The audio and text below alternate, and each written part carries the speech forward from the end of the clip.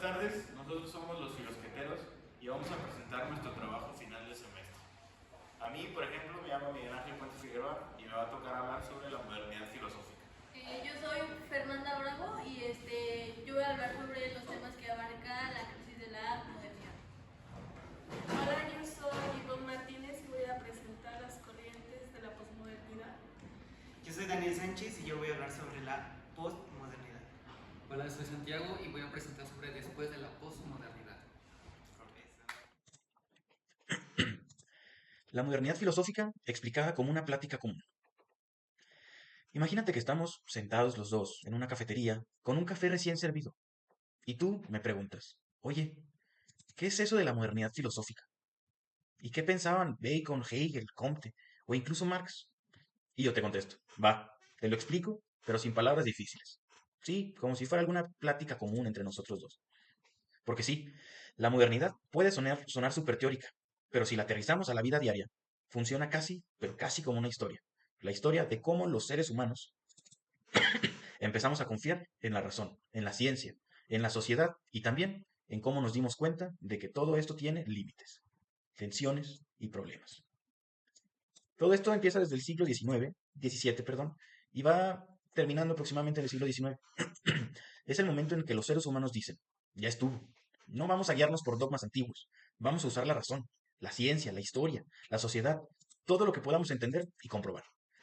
Es un cambio de chip enorme. Piensa en alguien que decide dejar de seguir lo que le dieron, lo que le dijeron toda la vida y empieza a aprender por su cuenta propia. Empieza a observar y a preguntar, ¿y por qué? En vez de decir, así es, porque siempre ha sido así. Ese es el espíritu moderno. Y para armar ese nuevo modo de ver el mundo, aparecen varios pensadores. 4 de ellos son clave, lo que son Francis Bacon, Hegel, Augusto Comte y Karl Marx. Cada uno puso una pieza distinta del rompecabezas. Vamos uno por uno. Empezamos con Bacon, Francis Bacon. Es el típico amigo que te diría, Bacon, pruébalo. Imagina a Bacon como la típica persona práctica, la que te dice, no me lo cuentes, demuéstramelo. Si no lo puedes probar, no lo des por hecho. Así de sencillo. Eso es básicamente el espiritismo.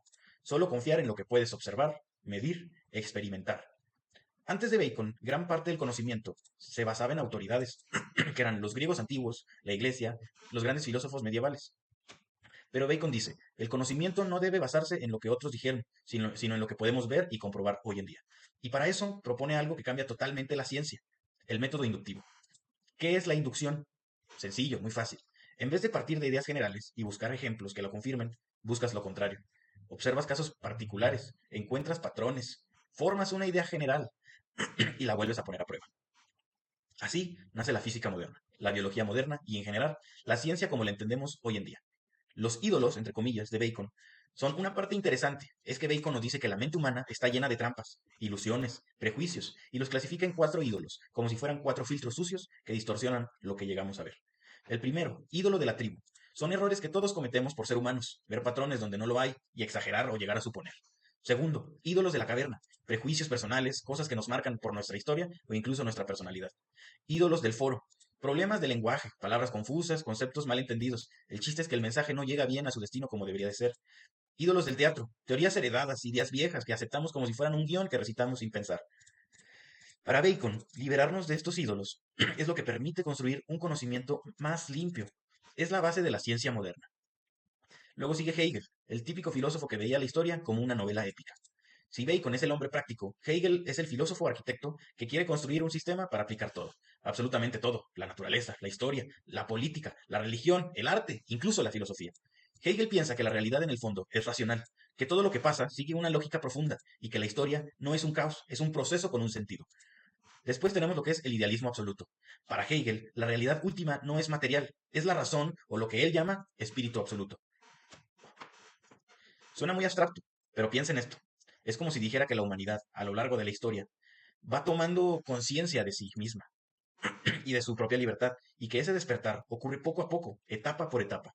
La dialecta, la clave para Hegel, era entender, perdón, la dialecta era la clave para entender a Hegel, la famosa estructura de tesis, antítesis y síntesis. Pero eso no es una fórmula de matemáticas, es más bien una manera de ver cómo avanzas las ideas y la historia. Surge una idea, es la tesis. Aparece su contrario, antítesis. El conflicto entre ambas que se genera algo nuevo, algo más complejo, es lo que conocemos como síntesis. Esa síntesis se vuelve a convertir en tesis. y el proceso sigue en un círculo vicioso. Es como la vida misma. Avanzamos, chocamos, nos equivocamos y al final corregimos, superando las contradicciones que hemos tenido. Luego tenemos lo que es el espíritu absoluto. Para Hegel, el camino de la historia es el camino hacia la libertad. Los griegos dieron un paso, el cristianismo otro y la modernidad otro diferente. La filosofía es, por así decirlo, la forma final en la que la razón se entiende a sí misma.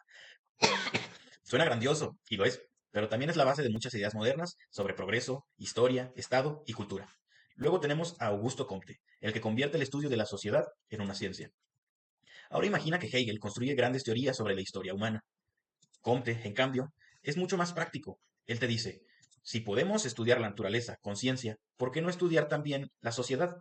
Interesante. Ahí nace el positivismo. ¿Qué es el positivismo?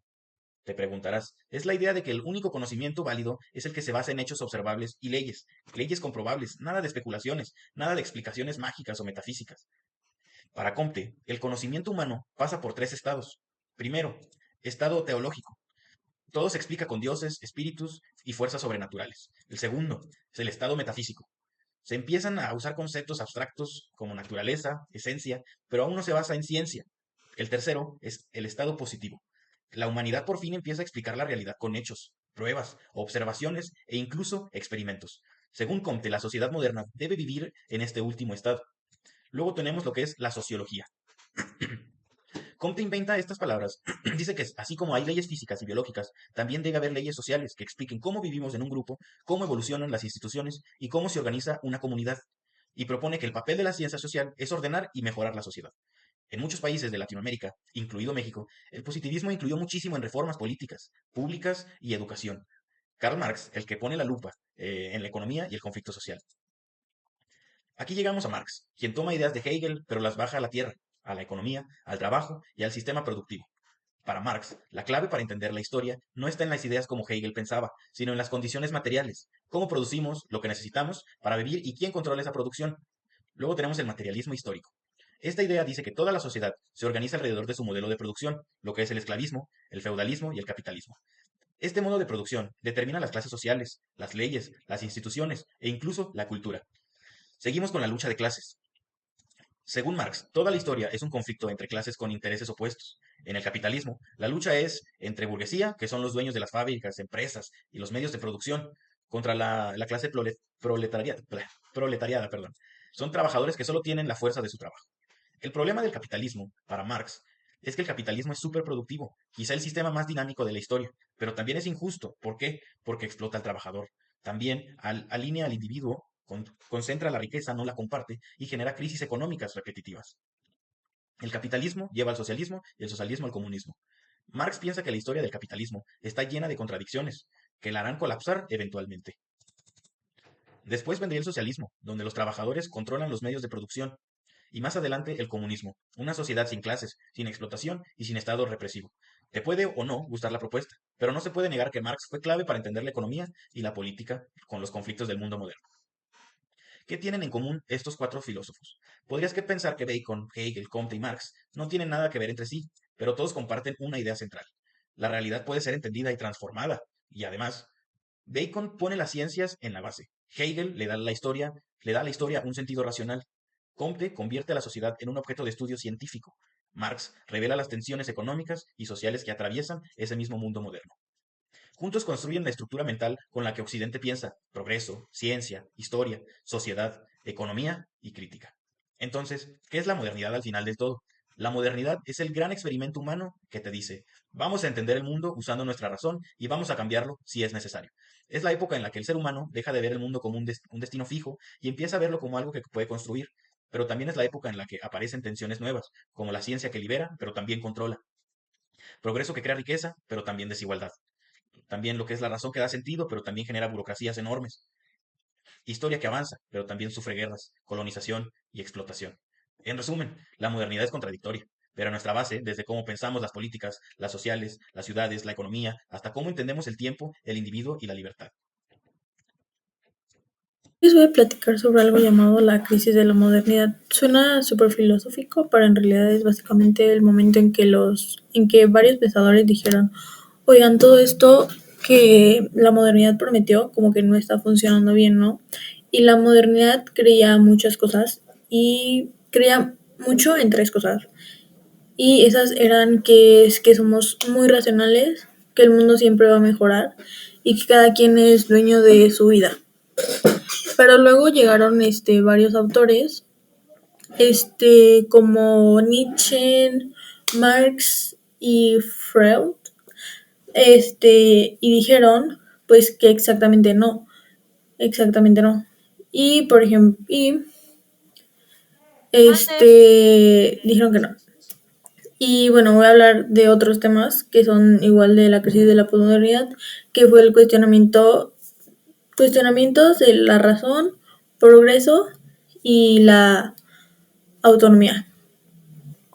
Por ejemplo, a ver, la modernidad pensaba que la razón podía con todo, que con pensar bien se arreglaba el mundo y que también creía que el progreso era como inevitable, como si siempre fuéramos hacia algo mejor, que la gente era autónoma, o sea, que era totalmente libre para decidir.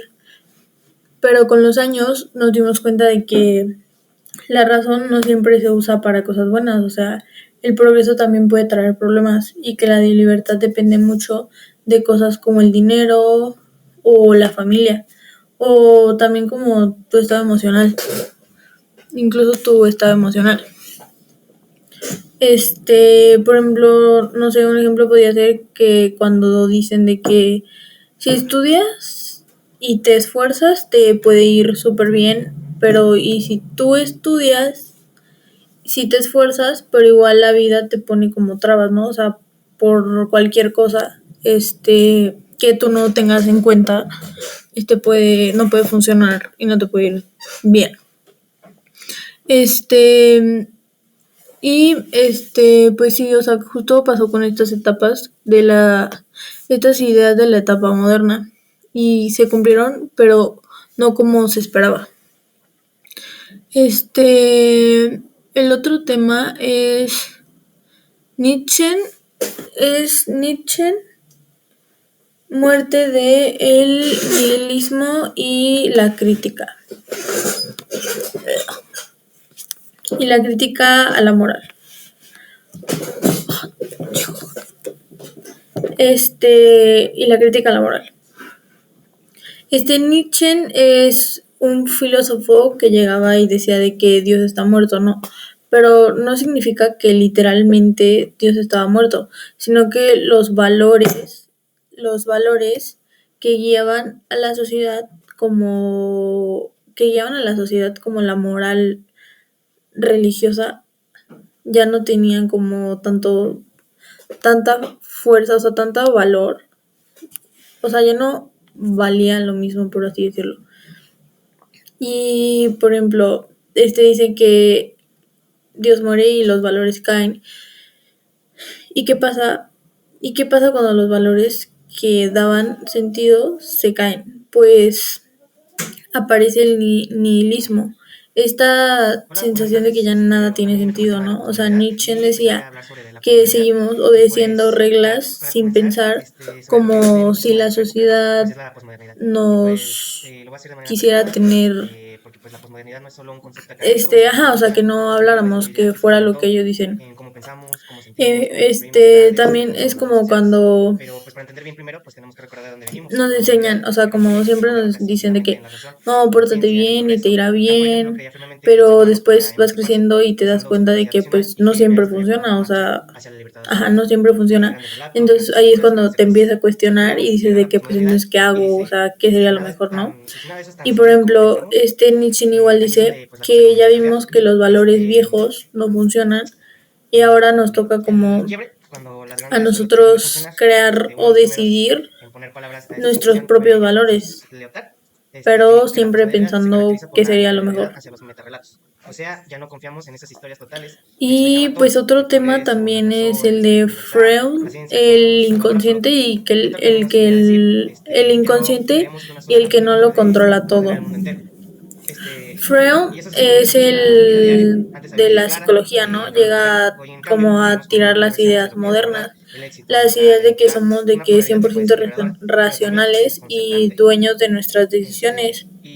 Él dice que tenemos un inconsciente Otro gran referente es Y en esta Foucault, que parte hizo algo muy hay una moderno, parte que fue la idea de escondida en nuestra mente una estructura que musical o influye política. en lo que hacemos sin Dice, que nos demos modestia en cuenta. todas partes, no porque lo O sea, correcto, no sino porque natural, en todas literal, o partes. sea, ya Y también es nuestra profundamente hablando de esencia, la lo que sea. sociedad, ya no se trata solo de Y o gobiernos, sea, instituciones, el no poder eres se tan... impone en las palabras, en los discursos y cosas así. Y en cómo definimos lo normal en lo anormal. Es un poder invisible, disperso, cotidiano.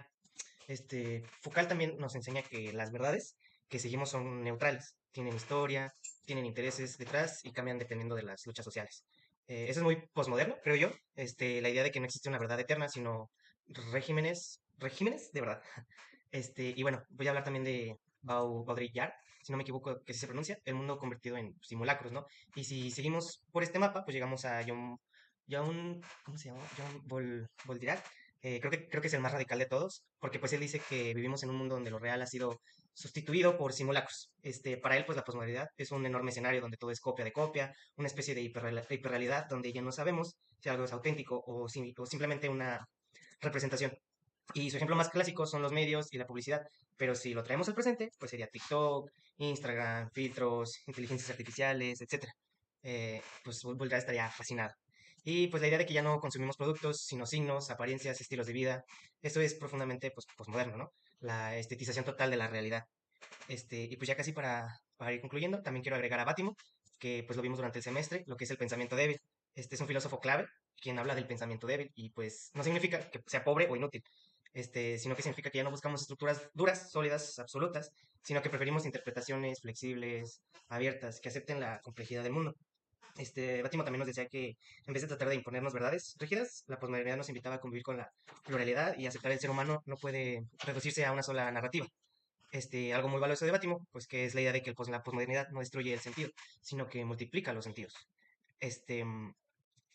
Y entonces, pues, ¿qué realmente es la posmodernidad? A estas alturas, la posmodernidad podemos decir que es una forma de mirar el mundo sin verdades absolutas, un reconocimiento de que la realidad es diversa, contradictoria y plural, una crítica a las narrativas que pues pretenden explicar todo, ¿no? Una invitación a aceptar la ambigüedad, por así decirlo, y una sensibilidad que valora lo híbrido, lo fragmentado o lo irónico. Y todo esto se siente en muchos aspectos de la vida cotidiana, véase como el arte, la arquitectura, donde ya no se busca una pureza formal, sino mezcla de juego, ruptura. En la política incluso, donde las identidades ya no son pues rígidas o monolíticas, ¿no? O hasta la cultura digital, donde todos producimos discursos a cada instante, y pues en la vida personal, donde la identidad es fluida y pues, sí. Y pues la posmodernidad es en cierto modo pues aprender a evitar la complejidad, ¿no?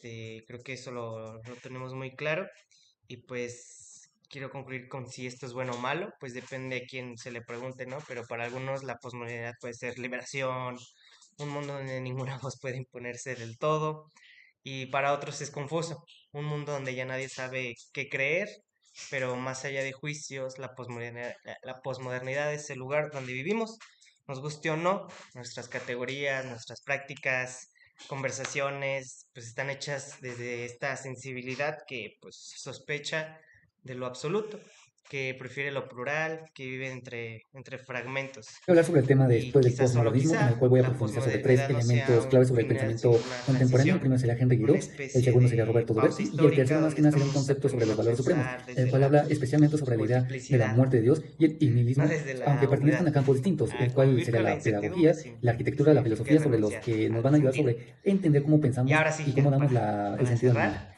Bueno, sobre el primer filósofo del pues cual la vamos a estar hablando será sobre posmodernidad es un Henry Giroux, sobre concepto la educación muy como base de complejo, la democracia pero crítica, pues el cual cuando la él expresa miramos su con desconformidad calma, sobre el sistema educativo que entendemos tenemos que y no es nosotros un que ya caos, estamos tan sino acostumbrados que nosotros no nos un damos caos sin cuenta de lo forma, mal que sino está un hecho si nos cambio ponemos a profundo pensar. en cómo Es en el sentido pensamos pues de la que realidad, pues creo yo. prácticamente a lo Y largo de pues nuestra es un vida nos han cambio que nos enseñado un invita a montón de cosas dialogar en el cual no sabemos y a para cuestionarnos qué nos van a sobre estar todo sirviendo, y como por imaginar ejemplo pues un la fórmula cambio que general nos o un recuerde que sinfín no de hay cosas que no solo sabemos a la fecha para qué camino, sirven en nuestras vidas. O por sino ejemplo nos enseñan muchos. cosas que a lo mejor como nosotros como arquitectos no Y pues tenemos en bueno, con cuenta. esto Que sí, a lo mejor algunas cosas sí las tenemos como para cultura general, pero en sí como para nuestras vidas principal, para la vida general que nos vamos a estar enfrentando, pues la verdad es que no. Y ese es el dilema que tiene Henry sobre su filosofía que expresa, que es su desconformidad sobre esto, que su idea principal es más que nada el hecho de mostrar al mundo de lo que es, o a los estudiantes mejor dicho, es cómo nosotros nos podemos expresar ya en la vida real, sobre cuestionar sobre todas las cosas.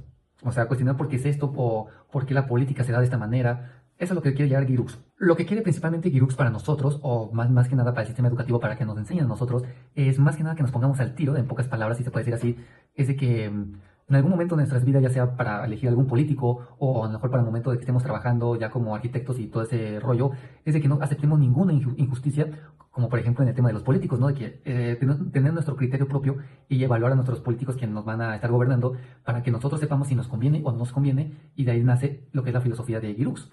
Otra de las cosas que también menciona Giroux es sobre el tema del el poder que tiene el maestro hacia los alumnos, que es otra cosa de los que también aborrece, si se puede decir así, es en cuanto a que se le sube mucho el poder a los maestros. Y si tenemos en cuenta es de que a muchos maestros son de que muy cuadrados, que por más que uno le diga de que está mal en este aspecto o X o Y motivo, siempre tienen el afán de, como se sienten acá muy por encima de nosotros, es de que no aceptan ningún tipo de corrección hacia nosotros. Entonces lo que quiere Giroux hacia los maestros es en cuanto a que tengan una neutralidad hacia nosotros, alumnos y maestros que estemos a la par. Y no en cuanto a que seamos tal cual unos amigos, amigo alumno, amigo maestro, sino que tener también una base como de respeto hacia el maestro y el maestro también que nos tenga respeto a nosotros. Obviamente teniendo los valores que ya nos inculcaron en casa. Es lo que principalmente quiere Giroux hacia nosotros y a los maestros, y sobre el sistema que tiene la escuela principalmente. Hablando sobre el otro filósofo que se llama Roberto Doberti, que se habla de la arquitectura como una experiencia sensible a la hora de habitar, y que su idea principal o filosofía principal habla sobre una crítica o un cuestionamiento, mejor dicho, que habla que no solamente la arquitectura o la filosofía se debe de vivir como algo visual, que como nosotros como seres humanos debemos de aprovechar nuestros sentidos que tenemos, mejor dicho, y aprovechar mejor esa parte, en el sentido de que no solamente sea algo visual, algo geométrico, que sino también aprovechemos el hecho de tener como una experiencia sensible y más profunda a la hora de estar apreciando lo que es la arquitectura o el arte. También propone que la arquitectura sea un poco más diferente de lo normal, que sea un poco, o que tengamos una experiencia sensible, que esa experiencia sea que ocurra entre el cuerpo humano y el espacio que lo rodea, que sea un poco más profundo y que implica apropiarse de un espacio y convertirlo en una parte nuestra de nosotros, pues. Y ya por último voy a hablar sobre los valores supremos, que habla sobre la muerte de Dios y sobre el desafío del nihilismo, que prácticamente lo que dice Nietzsche es de que no habla tal cual de la muerte de un Dios religioso, sino de que divide a la mitad sobre un antes y un después, sobre la edad medieval y la edad del posmodernismo, o de la modernidad, mejor dicho, que más que nada esto es de que deja atrás los pensamientos antiguos que tenían, o que también solamente se enfocaban en la Biblia, que todo lo que venía de la Biblia era la verdad absoluta, que bueno, ya cada quien queda a criterio de sus pensamientos, y pues bueno, en sí pues dejan atrás los valores, los morales, las culturas y las cosas espirituales, y se enfocan más que nada en la modernidad, que sería la ciencia y todas las evidencias científicas que tenemos actualmente.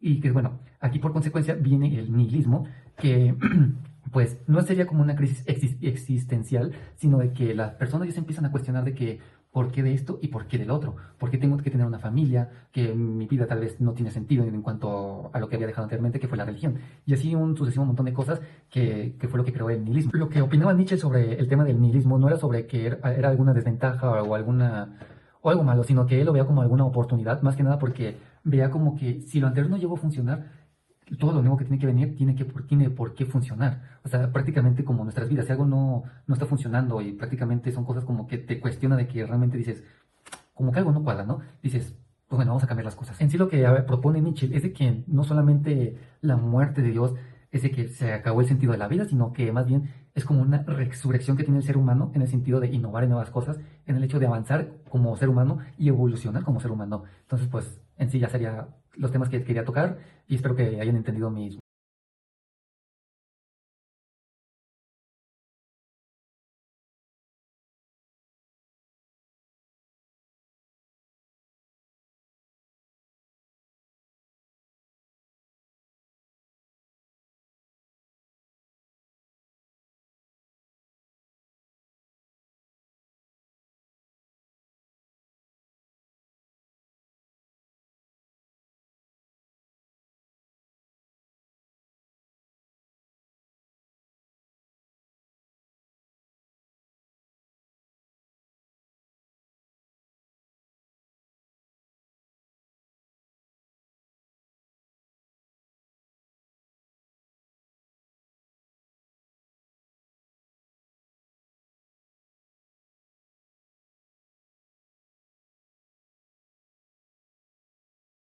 Bueno, a mí me toca cerrar hablando de algo que suena un poco complejo, pero en realidad no lo es, ya que esto es lo que vivimos todos los días y estas son corrientes que vienen después de la posmodernidad.